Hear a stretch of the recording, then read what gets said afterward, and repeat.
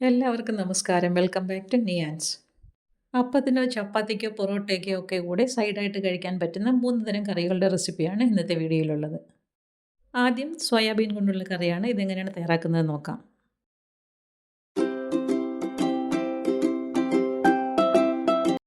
ഇത് തയ്യാറാക്കുന്നതിന് വേണ്ടി 1/2 കപ്പ് സോയ എടുത്തിട്ടുണ്ട്. അതൊരു പാത്രത്തിലേക്ക് ഇട്ട് കൊടുത്ത് അതിലേക്ക് കുതിരാൻ ആവശ്യമുള്ള വെള്ളവും കൂടി ഒഴിച്ചു കൊടുക്കാം. ഇനി ഒരു അരമണിക്കൂർ ഇതൊന്ന് കുതിർത്തിയെടുക്കാം.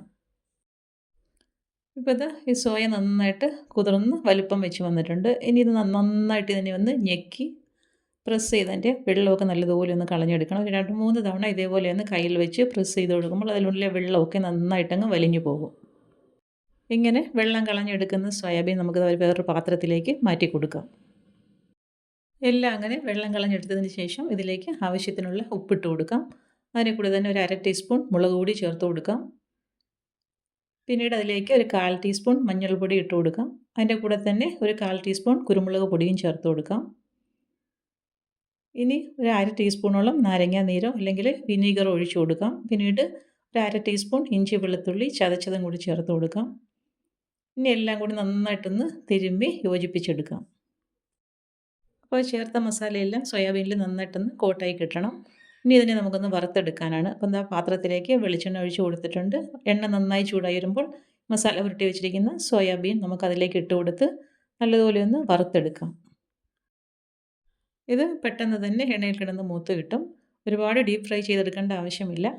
അപ്പോൾ ഈ ഒരു രീതിയിൽ ഇട്ട് കൊടുത്തതിന് ശേഷം 3-4 തവണ ഇങ്ങനെ തിരിച്ചും മറിച്ചും ഒന്ന് ഇളക്കി കൊടുത്തതിന് ശേഷം പാത്രത്തിൽ നിന്ന് കോരി മാറ്റാം. ഈ ഒരു രീതിയിൽ ഫ്രൈ ആയി കിട്ടുമ്പോൾ പാനിൽ നിന്നും കോരി മാറ്റാം. ഇനി നമുക്ക് അതേ പാത്രത്തിൽ തന്നെ ഇത് കറി തയ്യാറാക്കിയെടുക്കാം. അപ്പോൾ ഇതെല്ലാം പാത്രത്തിൽ നിന്ന് ഇങ്ങനെയൊന്ന് കോരി മാറ്റാം. ഇത് ഫ്രൈ ചെയ്യാൻ കുറച്ച് എണ്ണ മാത്രമേ ഒഴിച്ച് കൊടുത്തിട്ടുള്ളായിരുന്നു. ഇനി നമുക്ക് കറി തയ്യാറാക്കാൻ വേണ്ടി ആ പാത്രത്തിലേക്ക് തന്നെ കുറച്ച് വെളിച്ചെണ്ണയും കൂടെ ഒഴിച്ചു കൊടുക്കാം. എണ്ണ ഒന്ന് ചൂടായി വരുമ്പോൾ അതിലേക്ക് 3-4 വെളുത്തുള്ളി തൊലി കളഞ്ഞിട്ട് ചെറുതായിട്ട് ഇതേപോലെ ഒന്ന് അരിഞ്ഞെടുക്കാം. അത് അതിലേക്ക് ഇട്ട് കൊടുത്ത് നല്ലതുപോലെ ഒന്ന് മൂപ്പിച്ചെടുക്കാം. വെളുത്തുള്ളി നന്നായിട്ടൊന്ന് മൂത്ത് വരുന്ന സമയത്ത് അതിലേക്ക് സവാള ചേർത്ത് കൊടുക്കണം. അപ്പോൾ ഒരു മീഡിയം സൈസ് സവാളയാണ് ഞാൻ എടുത്തിരിക്കുന്നത്. അത് കുറച്ച് വലിയ പീസസായിട്ട് സ്ക്വയർ പീസസായിട്ടാണ് കട്ട് ചെയ്തെടുത്തിരിക്കുന്നത്. അത് പാത്രത്തിലേക്ക് ഇട്ട് കൊടുത്ത് നല്ലതുപോലെ ഒന്ന് വഴട്ടിയെടുക്കാം. സവാള ചെറുതായിട്ടൊന്ന് വാടി വന്നാൽ മതി. ഇനി ഇതിലേക്ക് ഒരു പച്ചമുളക് ചെറുതായിട്ട് അരിഞ്ഞതും കൂടി ചേർത്ത് കൊടുക്കാം. അതും ചേർത്ത് കൊടുത്ത് വീണ്ടും നല്ലതുപോലെ ഒന്ന് വഴട്ടി കൊടുക്കാം. ഇതെല്ലാം വളരെ പെട്ടെന്ന് തന്നെ ചെയ്യേണ്ട കാര്യങ്ങളാണ്. ഇനി ഇതിലേക്ക് നമുക്ക് ഉപ്പും കൂടി ചേർത്ത് കൊടുക്കാം. അപ്പോൾ കറിക്ക് ആവശ്യമായ ഉപ്പും കൂടി ഇതിലേക്ക് ഇട്ട് കൊടുക്കാം. ഇട്ട് കൊടുത്ത് വീണ്ടും നന്നായിട്ടൊന്ന് ഇളക്കി കൊടുക്കാം. ഇതെല്ലാം ഹൈ ഫ്ലെയിമിൽ തന്നെ ചെയ്തെടുക്കാം. അപ്പോൾ ഇനി ഇതിലേക്ക് നമ്മൾ ചേർത്ത് കൊടുക്കുന്നത് ക്യാപ്സിക്കം ആണ്. ഒരു ക്യാപ്സിക്കത്തിൻ്റെ ഒരു ചെറിയ പീസ് മാത്രമാണ് ചേർത്തിരിക്കുന്നത്. അതും സവാള അരിഞ്ഞതുപോലെ തന്നെ സ്ക്വയർ പീസസായിട്ട് കട്ട് ചെയ്തെടുക്കാം. അപ്പോൾ ക്യാപ്സിക്കം ഇട്ട് കൊടുത്തതിന് ശേഷം പെട്ടെന്ന് ഇതേപോലെ ഒന്ന് വഴട്ടി കൊടുക്കാം. ഇനി ഇതിലേക്ക് കുറച്ച് സോസുകൾ ചേർത്ത് കൊടുക്കണം. അപ്പോൾ അതാ 1 ടേബിൾ സ്പൂൺ സോയ സോസ് ചേർത്ത് കൊടുക്കുന്നുണ്ട്. അതേപോലെ തന്നെ 1 ടേബിൾ സ്പൂൺ ടൊമാറ്റോ സോസും കൂടി ചേർത്ത് കൊടുക്കാം. ഇനി 2 സോസ് നന്നായിട്ടൊന്ന് വഴട്ടി കൊടുക്കണം. അപ്പോൾ ആ സോസിൻ്റെ പച്ച ചുവയൊക്കെ മാറുന്നത് വരെ നല്ലതുപോലെ ഒന്ന് വഴട്ടി കൊടുക്കാം.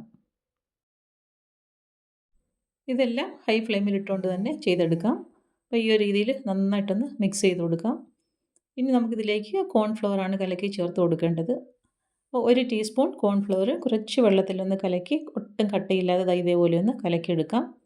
ഇനി ഇത് ഈ പാത്രത്തിലേക്ക് ഒഴിച്ചു കൊടുക്കാം. അപ്പോൾ കോൺഫ്ലവർ കലക്കി ഒഴിച്ചതിന് ശേഷം നന്നായിട്ട് ഇതിനെ ഒന്ന് മിക്സ് ചെയ്ത് കൊടുക്കണം. അപ്പം കൈ എടുക്കാതെ പെട്ടെന്ന് തുടരെ ഇങ്ങനെ ഇളക്കി കൊടുക്കണം. അപ്പോൾ ഇത് പെട്ടെന്ന് തന്നെ തിക്കാവും. ഈ സമയത്ത് ഗ്രേവി കുറച്ചുകൂടെ വേണമെന്നുണ്ടെങ്കിൽ കുറച്ച് ചൂടുവെള്ളം കൂടി ഒഴിച്ചു കൊടുക്കാം. ഒഴിച്ചു കൊടുത്തതിന് ശേഷം നന്നായിട്ടൊന്ന് മിക്സ് ചെയ്ത് കൊടുക്കണം. അപ്പോൾ ഈ ഒരു രീതിയിൽ നല്ലതുപോലെ മിക്സ് ചെയ്ത് കൊടുക്കാം.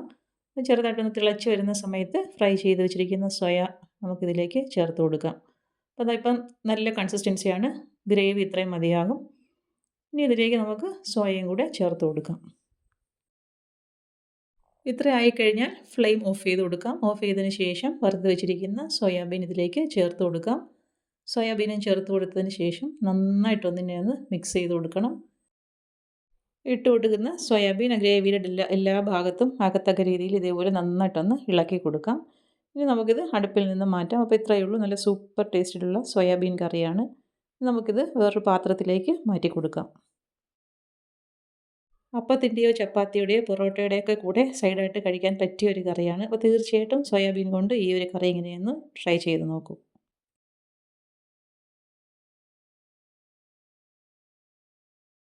അടുത്തത് ഒരു സ്പെഷ്യൽ മുട്ടക്കറിയാണ്. അപ്പോൾ ഇതെങ്ങനെയാണ് തയ്യാറാക്കുന്നത് നോക്കാം.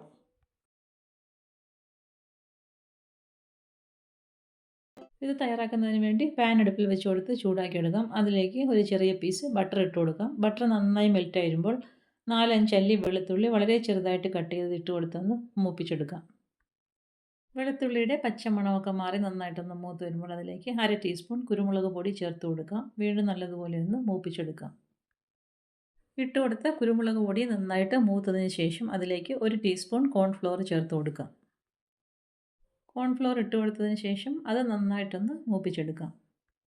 ഈ സമയത്തെല്ലാം ഫ്ലെയിം മീഡിയത്തിലിട്ടിട്ട് വേണം ഇതെല്ലാം ചെയ്തെടുക്കാൻ. അപ്പം പൊടികളൊക്കെ ഇട്ട് കൊടുക്കുമ്പോൾ കരിഞ്ഞു പോകത്തില്ല. ഈ ഒരു രീതിയിൽ മീഡിയം ഫ്ലെയിമിൽ ഇട്ട് കൊടുത്ത് എല്ലാം മൂപ്പിച്ചെടുക്കാം.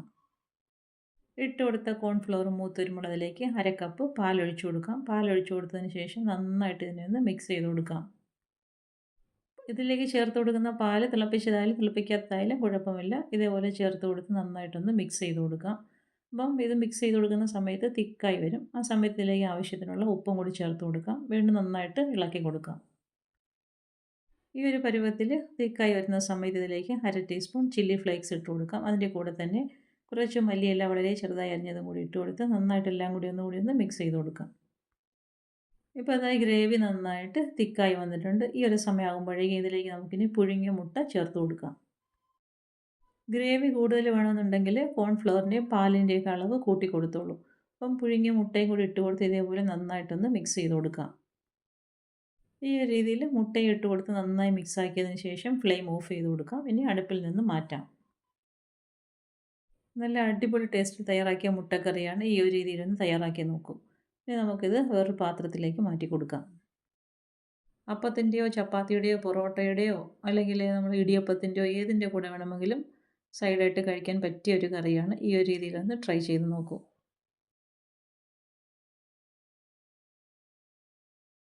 അധികം എരിവൊന്നും ഇല്ലാത്ത കറി ആയതുകൊണ്ട് തന്നെ കുട്ടികൾക്കൊക്കെ തീർച്ചയായിട്ടും ഇഷ്ടപ്പെടും. വളരെ ഈസി ആയിട്ട് തയ്യാറാക്കാൻ പറ്റിയ കറിയാണ്. അതുപോലെ തന്നെ ടേസ്റ്റിയുമാണ്. അടുത്തത് ഒരു കാഷ്യൂനട്ട് കറിയാണ്. ഇതെങ്ങനെയാണ് തയ്യാറാക്കുന്നതെന്ന് നോക്കാം. ഈ കറി തയ്യാറാക്കുന്നതിന് വേണ്ടി ആദ്യമേ ഒരു 25 കാഷ്യൂനട്ട് വെള്ളത്തിൽ കുതിർത്ത് വയ്ക്കാം. ഇനി ഒരു പാൻ അടുപ്പിൽ വെച്ച് അതിലേക്ക് വെളിച്ചെണ്ണ ഒഴിച്ചു കൊടുക്കാം. വെളിച്ചെണ്ണ നന്നായി ചൂടായി വരുമ്പോൾ ഒരു സവാള ഇട്ട് കൊടുത്തൊന്ന് വഴറ്റി കൊടുക്കണം. അപ്പം സവാള പെട്ടെന്നൊന്ന് വഴണ്ടി കിട്ടാൻ വേണ്ടി നമുക്ക് ആദ്യമേ കറിക്ക് ആവശ്യമുള്ള ഉപ്പും കൂടി ചേർത്ത് കൊടുക്കാം. ഉപ്പ് ഇട്ട് കൊടുത്ത് വീണ്ടും നല്ലതുപോലെ ഒന്ന് മിക്സ് ചെയ്ത് കൊടുക്കാം.